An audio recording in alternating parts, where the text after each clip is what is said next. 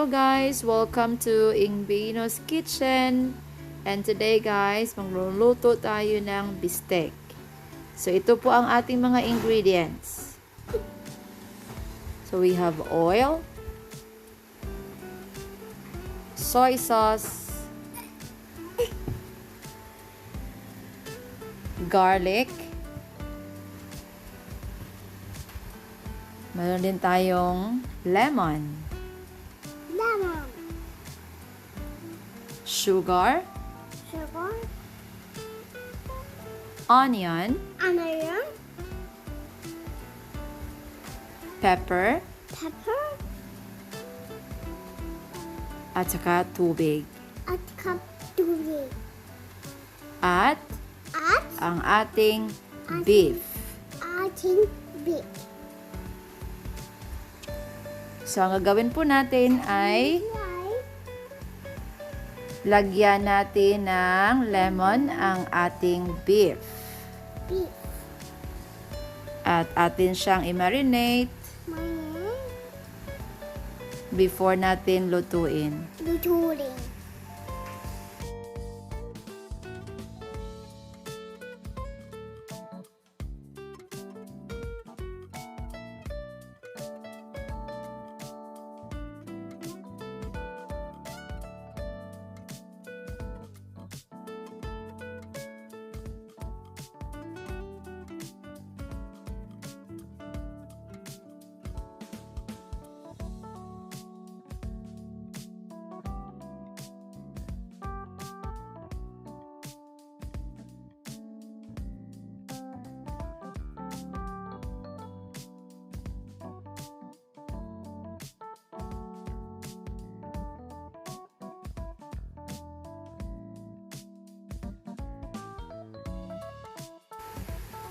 Pagkatapos nating mailagay ang lemon, isunod natin ang soy sauce.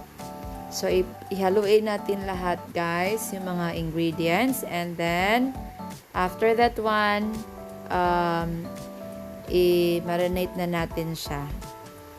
Mas maganda kung ma-marinate para yung lasa. Para lalong lalasa yung ating bistek. Paghaluin lang natin ng maayos guys, ng mabuti, para even ang pagka-mix ng ating mga ingredients.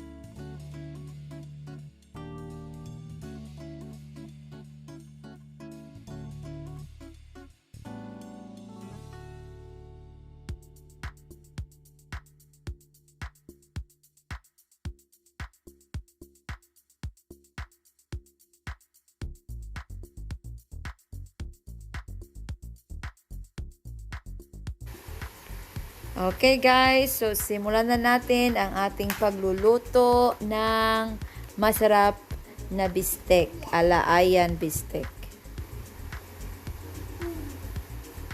Okay, so nainit na natin ang ating oil. So mainit na siya, so ilagay na natin ang onion. So gisahin lang natin siya. Huwag din nating masyadong gisahin. Yung tama lang na pagkagisa.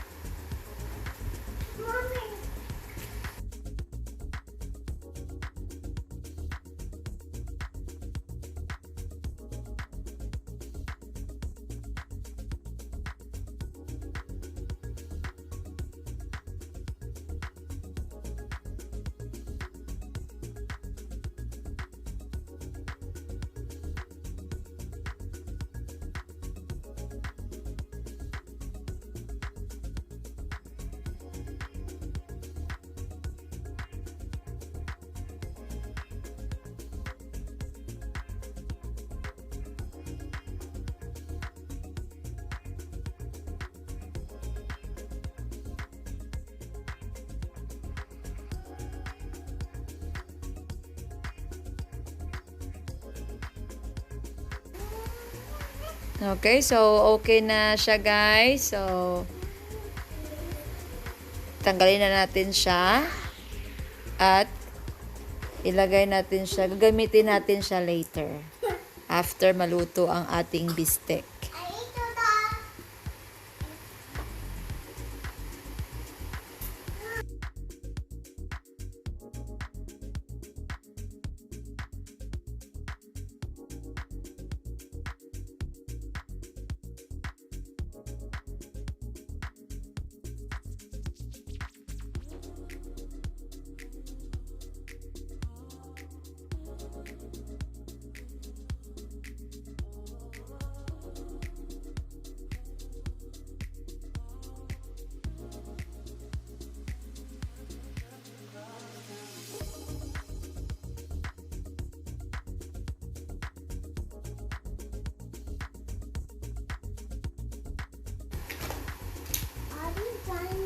Okay, so ang next natin gagawin guys ay lutuin na natin ang ating bistek. So, prituhin muna natin ang ating beef.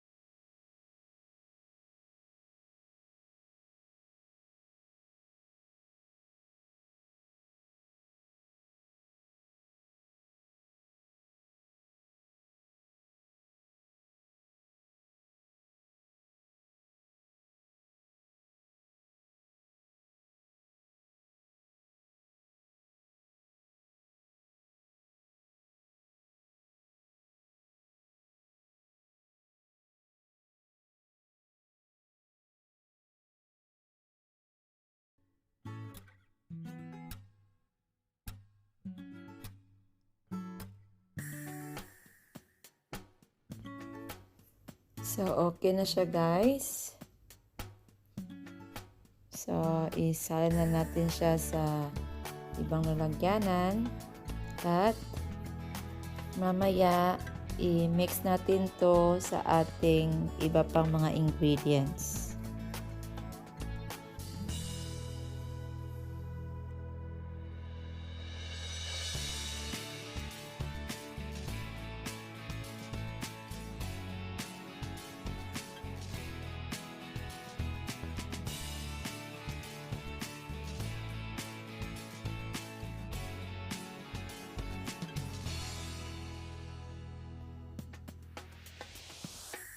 Okay, so gisahin na natin ang ating garlic.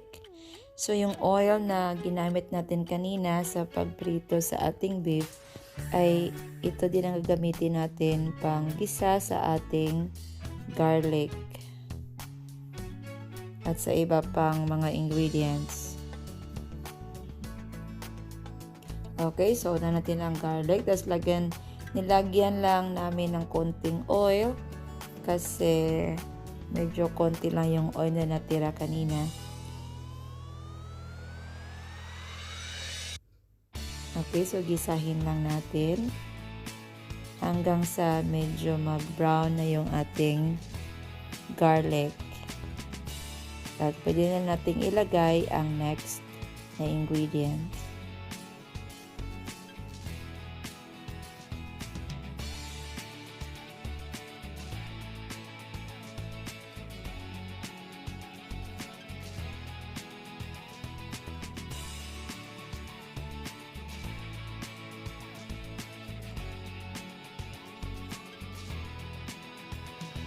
Okay, so nilagay natin yung sauce na pinag-marinate natin kanina.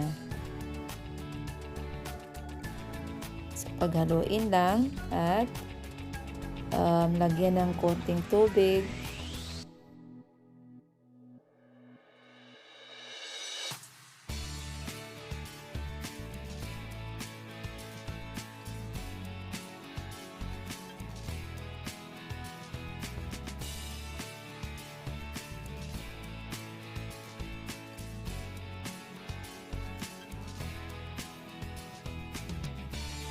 Okay, so pag kumulo na guys, ilagay na natin ang ating beef. At pakuluin natin at hayaan natin na medyo lalambot yung ating beef. Mas masarap kasi siya kakainin kung malambot. Okay, so paghaluin lang ng mabuti. And then hintayin natin na lalambot na yung ating beef.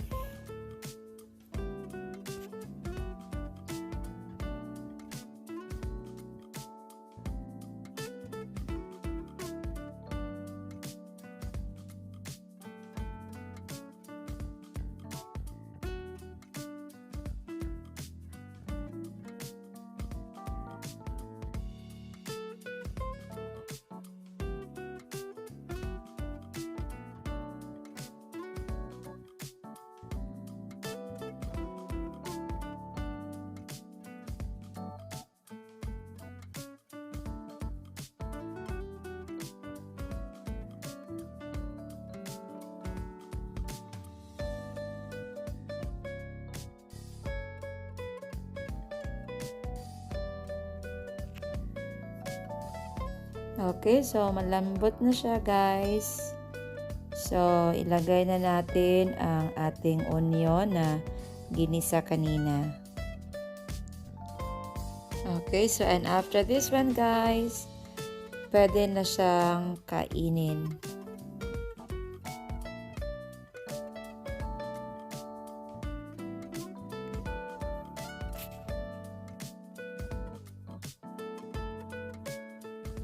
Okay guys, so okay na ang ating bistek. Pwede na siyang kainin guys. Ang sarap-sarap ng ating bistek. Thank you for watching guys and see you in my next vlog. Bye!